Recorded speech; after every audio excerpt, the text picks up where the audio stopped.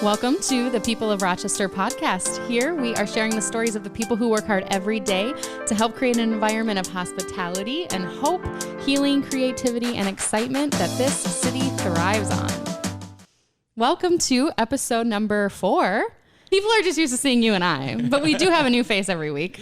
Her name is Alex, and she and I work together at Mayo Clinic. Yes. Welcome. We're so happy to have you here. Thank you. Yeah. So, Rochester. I was born here. You were born here? Yeah. Okay, that's what I thought. And then how long did you live here when you were born here? I lived here in about 12 different houses. I lived here until I graduated high school. Oh, okay. Yeah. Okay. Which high school did you graduate from? Mayo High School. Okay.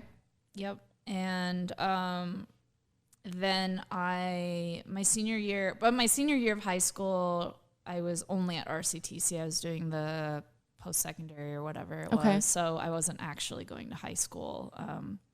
But I was also one of those teenagers who at like 9th grade was reading How to Quit School and Get a Real Life Education, and basically homeschool yourself with for high schoolers who didn't have parents who were willing to do that for them. Oh, yeah. But like I couldn't figure out how to like the navigation of all the like bureaucracy of it seemed like totally crazy, so I didn't do it. But yeah, I was reading about it. Well, PSEO, Cool. It's pretty free. Yeah. I did PSEO. It was like, who's keeping track of you?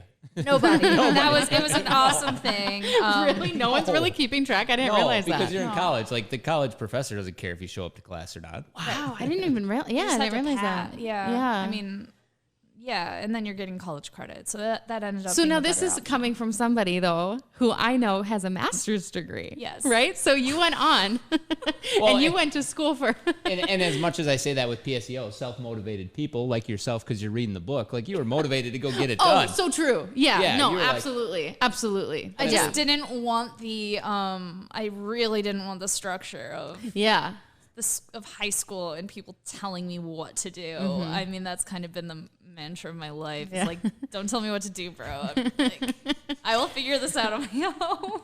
I'm good. Stay in your lane. Okay, so then after that, kind of what brought you into what your education looked like the next couple of years? So I applied, as a senior, I applied early decision to the farthest away school that I could get to in this country. Wow. Pretty much. I went to the Get the heck out of Rochester. GTFO.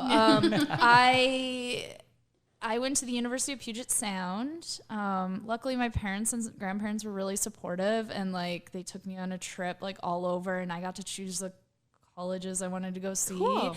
And they took my sister and I. My sister's a year younger, and we did these college road trips basically. And every school, it was either like far northeast or far northwest. And then, so ultimately chose the University of Puget Sound. I was a swimmer. I was on their swim team. And were you like a speed swimmer or like a diver? I was... I don't know. Yeah. I was actually a long distance open water swimmer. Oh. And pool. I swam in the pool too, but I was a long distance swimmer. So like my event was the mile and longer. That's incredible. I was a pre-med art major. Okay, so tell us a little bit about that. Well, what's a pre-med art major? I thought I was going to go to medical school. Right? I was an art major because I'm an artist. And I knew that young that I was a creative person. And I wanted to study art. And again, a lot of support from my family in that regard. But originally I was going to go into medical illustration, and medical illustrators basically do, at least they used to, they did like 4 years of medical school with art. Wow. So, and what did they do? Mayo coloring books, the Mayo books. Yeah. Like, that's got they must have done all of the coloring books. That's exactly right. No, no, but they must have done like, do they do textbooks? Yes. Education, all that kind of stuff, Education, pamphlets, video. Like now they're doing more video and graphic work. Yeah, it's not as they do any of the diagrams. So any of the old school. So thinking about like old anatomy drawings, like hand done drawings, like those are all done by medical illustrators.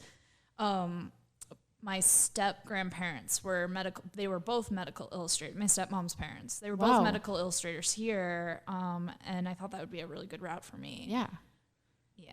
Because you're an artist. Because I'm an artist, and I needed a job, and I grew up here around the Mayo Clinic. And I'm also like, my art has always very much been interdisciplinary. So I'm like very interested in other things. I got really interested in conceptual art and philosophy and how art is like a way to communicate all these other ideas and on a really conceptual level. So I just moved back in the fall. And I started some interesting projects with the Art Center this past year. That's what you were telling me about. Okay, taught some workshops and was starting some projects with them. But I'm also a full-time student right now, so So tell us about that. So then how did that kind of turn over the last 10 years to what you're doing now? Very briefly, in a nutshell, I graduated at the University of Puget Sound with a Bachelor's of Art. And then I went to South America. I sold all my stuff. I sold a bunch of paintings. Wow. And I said, I'm going to South America and I'm going to learn Spanish. That's incredible. How old were you? 21. You were 21? 22 maybe. That's awesome. Yeah. So I did an immersion program in Ecuador because it was the least expensive I could find. And I lived there for 4 months, came back. Stop there. How does it work? So you call it an immersion program. So you got to pay to go there? I paid for a 3-month immersion Spanish class. Okay. There in Ecuador. And then they hook you up with a family. And so you're living with a host family. And then you take classes all day, every day. And you immerse yourself. And this was after you graduated? Yeah. Okay. And is that through a college or is that just? No, I just found an organization online. The internet's amazing. What made you want to do that? Pablo Neruda, the poet. Yeah. I thought you were going to be like this guy at Taco Bell who's speaking Spanish every time I went through. Oh my gosh, I used to be such a romantic. What's happened to me? I'm such an intellectual nerd now. Is he or she, Pablo? It sounds like a guy. Yeah.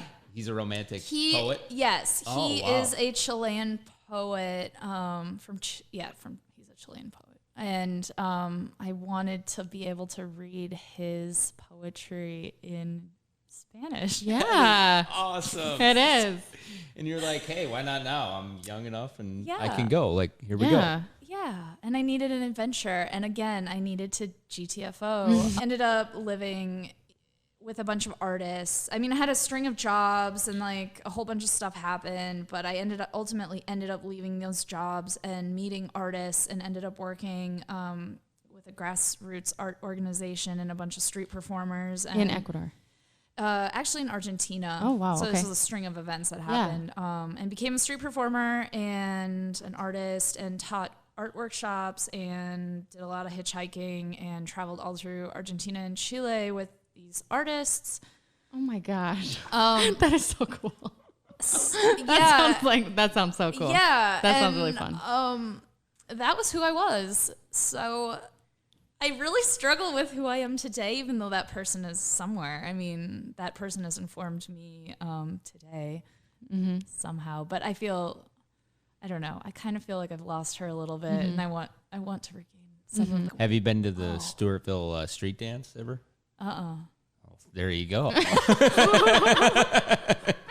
They canceled it this year, so you'll have to wait has till all the next answers year. for you. It's just like Argentina. I mean, I've been here for 30 years, and I like going to that dance. Yeah. That's pretty awesome. You just have to go down to Stewartville. It's exactly the same thing. okay. It's COVID lift, so I can go to the Stewartville street dance. Yes. That's like how me and Bucky are. Yeah, that's how it'll be like if we go to Argentina. Mm-hmm, yeah, exactly. Yeah, sounds like it's south. Yeah. It's still south. Right. It is south. It's exactly the same thing, I'm sure. What type of street performance did you do? I was dancing. I was dancing. Okay. Really? I wasn't a very good one. Oh my gosh, Alex, I did not know this. So I originally met this street circus that was so cool because it was so weird and interdisciplinary. I mean, there was a poet, there was a clown like juggling, there were musicians, and they had this like act that just like flowed into another, and then it was also like this call to arms in that like city crier sort of like medieval way of like it was based in like social and environmental justice, but it also had like these, it was big because there were musicians there and they'd play these music, and then the guy would read his poetry, and I made friends with those people. Yeah. And so that was attractive to you. Like, it was attractive Mm-hmm. to me. And I ended up dating the clown, and That's awesome. And he turned out to be a clown, no pun intended. I mean, sorry. didn't not work out. by clown, think like European style mime. Oh, okay. But he also juggled. It's like a high class clown. He was high class. Okay. Yeah. Okay. How did they make money? Was it donations? Yeah. We passed around hat. Wow. And we worked in El Semáforo, the street light. So down there, a lot of street performers, when they don't have a big act, when they're working solo. So like my ex-boyfriend, he did like these 30-second performances while the light is red Ooh, cool. in the crosswalk. Yeah. And then when the light turns green, or right before the light turns green, You're he has done. it timed. He pulls off his hat and he walks past the cars asking for coins. And I was just like blown away that like the conceptual part of art and like how art and life are inseparable. And like here are these people like Practicing it. Yeah, and like, doing it, living it. Exactly. And like this is a stage. This is a stage for performance. I mean, I don't know. I was like kind of blown away. Yeah. So there were like a lot of women did these like cool dances with like flags and stuff. Yeah. So I kind of learned some of that, but basically I found ways to make money in more traditional settings. Like I taught classes and I did some modeling for like the art school, stuff like that. But I did participate, like when we were travel, my ex and I had a children's circus theater, kind of like mime theater between the two of us. Yeah. And we had like a long version for like plaza performances or like performances for schools. And then we had a very, very short version in the crosswalks. I mean, where do you I feel go like from I have there? more questions. I don't even know. But That's crazy. but then I'm wondering like Crazy. why, so what made you leave? What was your like what was it were you just feeling like time was up or Yeah, I was prepared to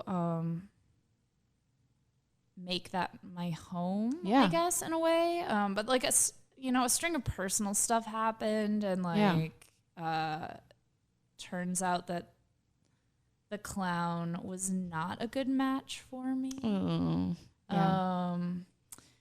And just like reevaluating a lot of things. It all worked out for the best, and I had kind of started planning like going to graduate school in art, thinking about, okay, I had this experience in South America where I was working with artists doing grassroots work in the communities on social justice.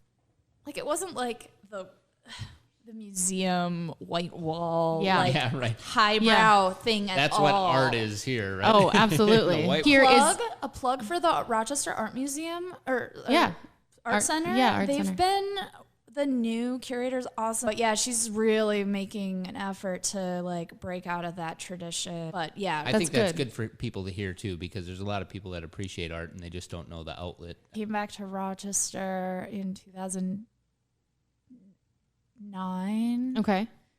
No, 10.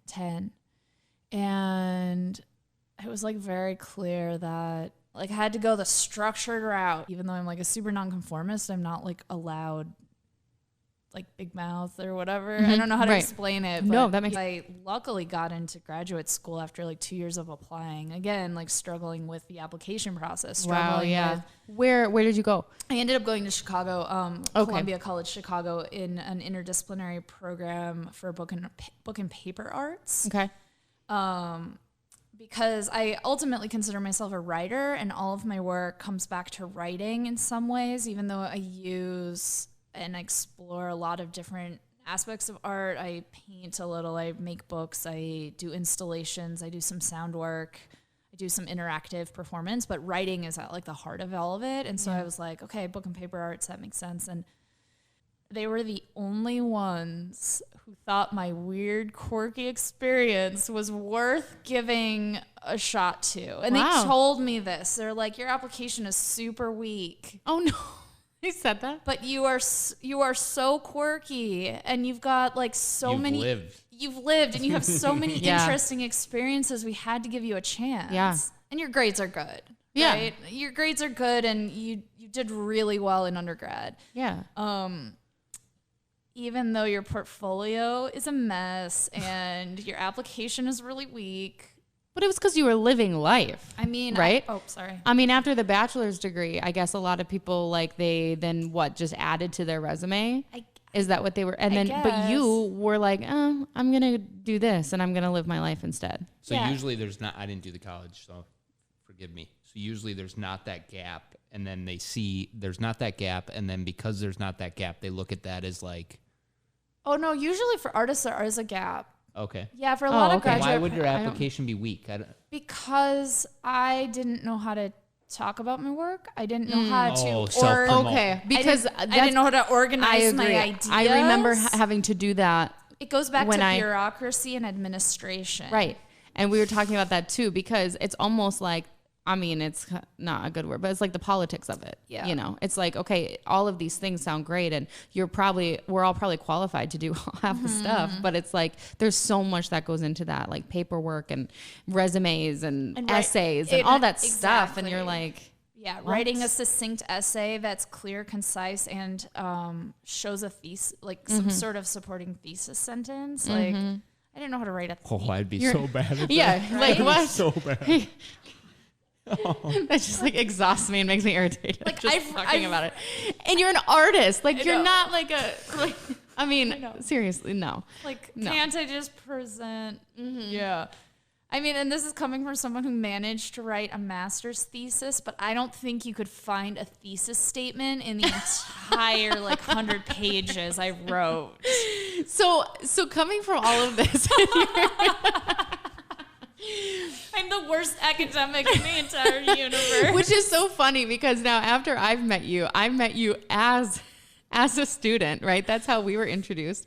And so I have this vision of you that, well, you're so smart and you're an intellectual and you're going to school. You have a master's degree and now you're furthering your education.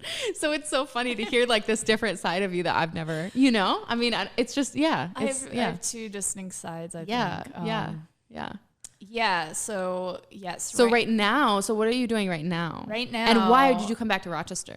Oh, okay. Or why, but just like how and how's it going? Right now, I'm a full-time student finishing pre-med prerequisites, not to go into medical illustration, but to become a physician assistant. That's awesome. Yeah.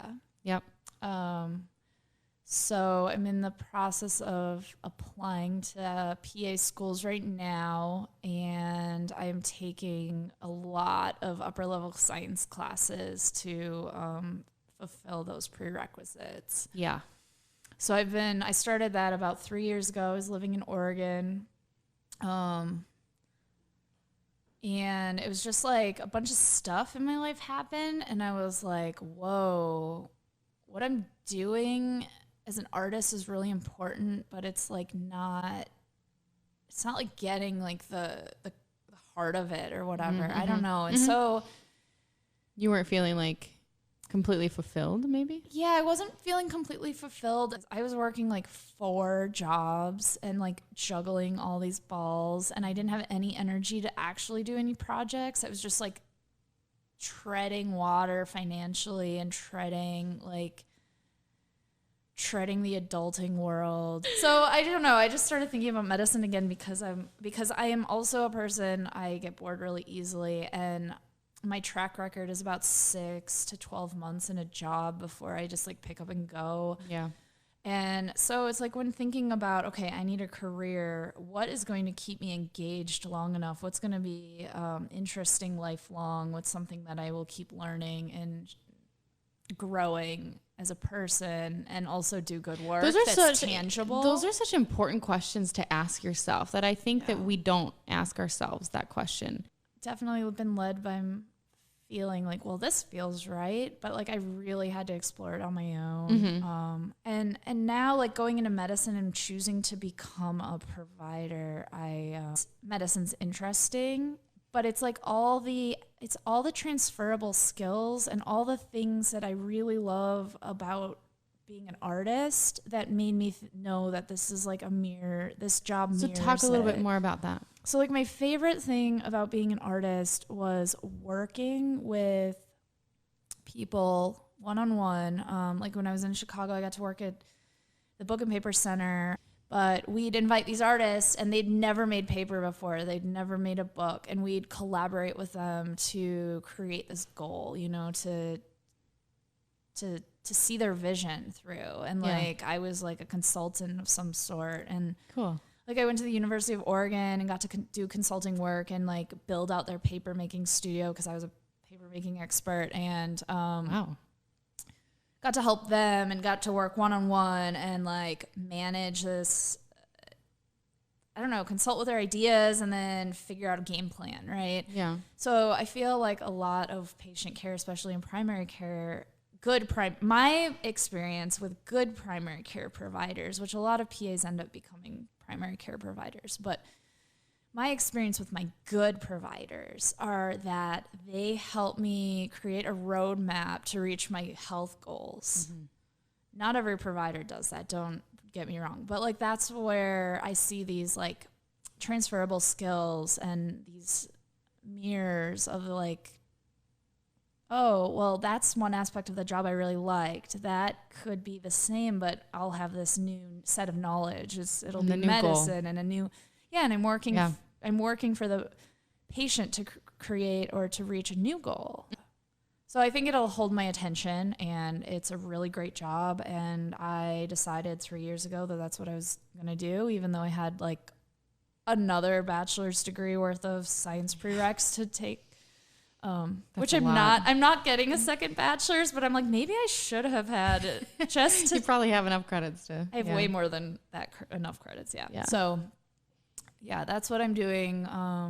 Does any of it also help you feel like you'll have some freedom in life to go do the things that you are passionate about, your hobbies, art? That's the hope. Yeah. I hope that by having like this super stable career and financial stability, which I've never had,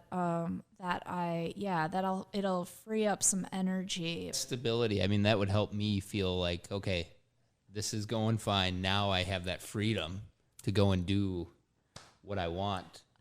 Relatively when I want. I still got to get back to this. But. Right. Yeah. I mean, that's a goal. And like, I mean, it's interesting. I guess it makes a lot of sense that I precurse this whole conversation with like my, like, don't tell me what to do. And I'm going to go create my own path and become a street performer in South America. And it was like, so like right now, because I haven't gotten into school yet and I'm just like trudging through the prereqs and like the school process again. And I'm like over school because I've have had a lot of school. I'm very educated, but struggling right now because I do feel like I'm like super in the box right now. I've got a job that's super in the box. Like trying to trudge through school, I have to behave and I have to get good grades and I have to do this, and like writing all these PA school applications. Like I can bring in a little flair to show that I'm different, but like how much can I tell the University of Wisconsin about my past street performing hitchhiking days? Right. Until you get the job. Until I get it or get in an interview and can explain it, because like then I come across as being flighty or you know what I mean? Yeah. And that was my point of like, you're still in this phase of life where you're getting graded. And I feel like eventually you graduate past that where you're in your job. And of course you got to get through the politics of your job and things, but you get to a point where it's like, okay, there's no one grading me. Like this is, you know, like I see what you're saying. That freedom to the evaluation, to be evaluated. Okay. In every action. Yeah. So like that's what I think I was talking about earlier, is like where I'm getting down on myself because like the really crazy weird person is like not around that much right now. Yeah, there's no like outlet for that. And the like super square in the box. And that's conforming person that I am. The other side of it, super intellectual, has taken predominance. Mm-hmm.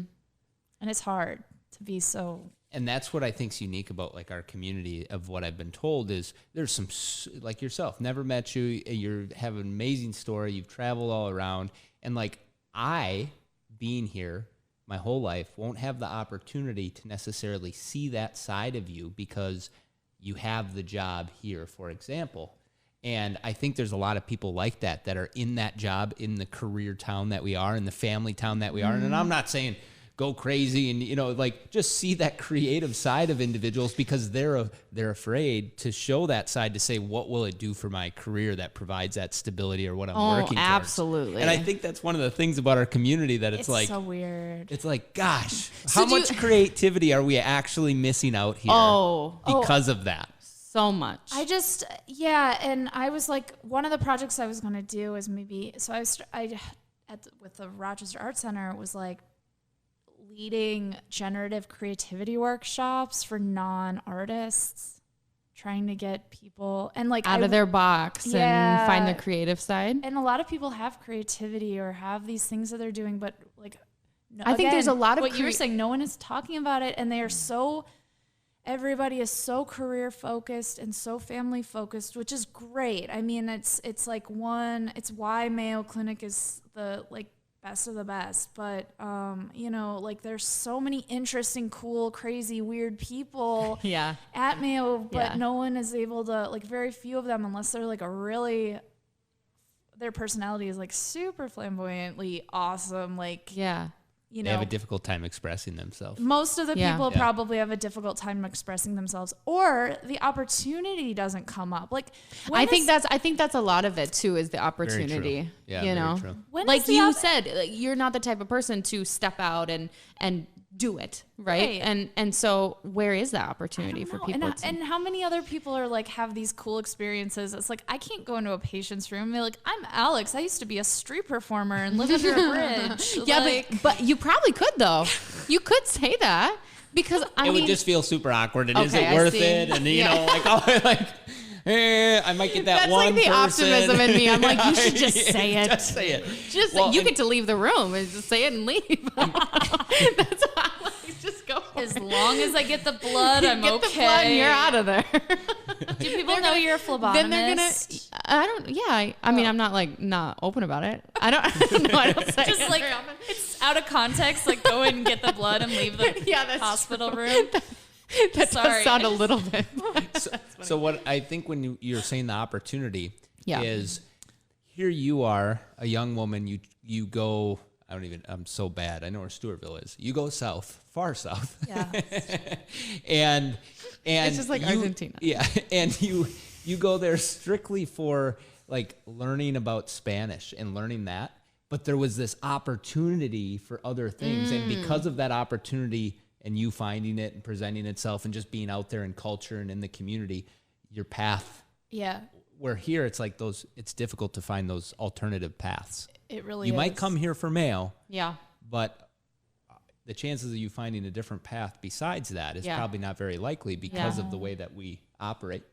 So on that note, what I would say is what I love about Rochester is, just being here and creating my own path here and seeing others create their path. You can make such a difference in a short amount of time. It's exactly what we talked about in the last podcast. Yeah. We had guys from LA and like they were saying what they like is you start doing something and it's noticed. And like people are like, you're doing something. That's cool. And it doesn't take a lot. So I think about some of those events and things that have occurred where people just did it and it was fun to be a part of from afar. As Art Blitz was one of these events where you walked around downtown and the guy's name was Bobby Marinas, and Bobby Marinas just said, I'm doing it. Like, and he did it 2 or 3 years and he got other artists involved. And by the 3rd year it was bigger and bigger. And like one exhibit, you'd go up into a person's apartment and they had all their art up. And then you'd walk down into the alley by Kathy's and there'd be another one down in the alley. And like, that was, he did it. And so that's an example.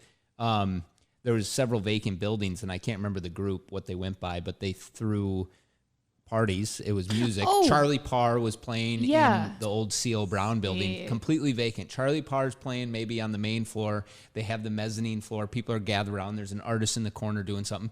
They just called the building owner. The building owner said, do your thing, had insurance, and they pulled it off. And like they did 3 or 4 of those. Was that it was like the secret party thing, this right? was before that one. Oh, so okay. The ones you're talking of, and again, that was people just doing it. The one you're talking of, they just did pop-up parties. I went to one of them in a monkey costume and no one knew I was there. It was the best party I'd ever been to because no one knew I was there. And I was in a monkey costume. And then like afterwards, a couple guys were like, who's that guy in the monkey suit? And I'm like, yeah, that was me. It was so much fun. That's awesome. Was that at Goonies? I wonder if that was. Yep, that was the one at Goonies. Yeah. That's so funny. That is. I'm pretty sure I remember the monkey costume. Yeah. So that's where, and the people that did those, they just did it, and they didn't. Right. Yeah. They did it the right way by insurance and things like that. But I would say they didn't ask for permission. And that's what it takes to. Yeah. That's a good point. That sounds like what you like to do. My friend Megan's. She lives in Cleveland now, but like she was one of my grad school cohort, and she like was doing all these weird modern dance performing anyway. And so I performed in her little group, and we participated in the Chicago Home Theater Festival, and where people would volunteer their homes to have like a series of performances, and like you applied to be a performer, and then people bought tickets, but they were really affordable. It was like $5 or whatever. And it was really like a big party. But I think like if you could like get the right channels, Rochester would be a really good community to have a home theater festival. Yeah. This is like weird, wacky performance, interactive work. This is like, let's get some ideas out. But I think do there's it in a so communal many way. types of people here, and we see one side of them. We see their one life. And if you presented that opportunity, you might be surprised at what comes out of that. Right. Yeah. And it goes back, it kind of goes back to that like stereotypical white wall museum space, or the like symphony orchestra. But what's like happening when you use elements of that, but like on a One thing I would say too with Rochester is like you'll do it the first year and it'll be like, okay, you're like, hey, we pulled it off. But then there'll be people that talk about it again. It doesn't take long for word to travel. And then the next year, some more people will actually come out and do it that you wouldn't have expected. And they're like, I kind of saw it on the internet or wherever, and I heard about it. And, I think it could gain a lot. Yeah, this part of the world is like really, it takes a long time for people to warm up. Yeah. And like they really need the peer pressure. I think that's probably accurate. When it comes to things that aren't like going to a barbecue. Yeah. Yeah. The backyard barbecue or the tailgating. So true. It's so true. So true. Yeah. Most people aren't just going to like, people, it's a very. So coming back from Rochester, back from like all those different places, what is something that, maybe there's a difference from when you grew up here and now coming back, but is there like a place or something that you found that you enjoy about being back here? Yeah, so I'm a cyclist. I think that the biggest and best and most important thing for moving back has been reconnecting with the bike community that I was friends with 10 years ago when I lived here. They're a solid group of people. what's cool, and I don't know, maybe it has something to do with Rochester and being like solid, because I feel like people in Rochester generally are like, it takes them a long time to warm up, but they're solid and they're pretty loyal, and they're loyal to this area and they're loyal to their community. And so, and they're open to people. Like the cycling community that I'm a part of, it's the strongest cycling community I've been a part of since I left college in Tacoma. I just, and I lived in Bend, Oregon, which is like a mecca for adventure and dirt mountain biking and gravel. And like, I like to ride dirt. But I never had a community. Like, I knew people who did it, but everyone was like either really, really into the racing scene or really into just shredding the trails. And yeah, the trails are great, but like the actual community aspect of it, and like what I experienced in South America and what I experienced in graduate school is like this community of people working towards this goal, or maybe not a goal, but like living this concept or living this like value. Like, I just didn't really meet, and they didn't see the like the art and the community and like all the metaphoric art, I guess, and the poetics of cycling and the landscape. And I feel like my bike community here gets that a little more. I'm really happy that Cafe Steam is here and Thesis now. 10 years ago, that kind of stuff wasn't really around. So it's nice to have like kind of a gourmet coffee. But what does it create? Because it's so more than just coffee. I mean, that when you say those two, it's like it's something. What does it create for you? Like, what does it provide? That's kind of fun and different, and you might not know you don't know what to expect when you're gonna walk in. North Star Bar is like that too. You never know what. They have really good music, and they have a great sound system. And my dad says that it's been that way since he was in high school. Like, they've known for their like stage and sound, but you never know what you're gonna expect when you go there. I don't know. I kind of want to continue to talk a little bit too about like how art can be a little bit maybe more established in Rochester. Yeah. Coming up. And I just would like to see more opportunities present themselves and recognize that, they're going to flake out. There's going to be a percentage of them that flakes out, but then there's going to be that percentage that hits. And it's like, that's what helps make Rochester. Totally. Yeah. Gosh. I think it's happening. I'm getting a good sense. Like, and like I said before, like some of the stuff I was like in meetings with in the art center here. Yeah. Some of the projects and like community-based things were pretty cool. Yeah. So that's exciting. Again, I think that there's some really interesting things like kind of in the works, and the people that are involved right now are out of the box thinkers, and they're progressive thinkers, and even in terms of like art and like what art can be. Wish I had the energy being a full-time student to start organizing some projects. You will, though. You will. We're going to get through it, and then you will.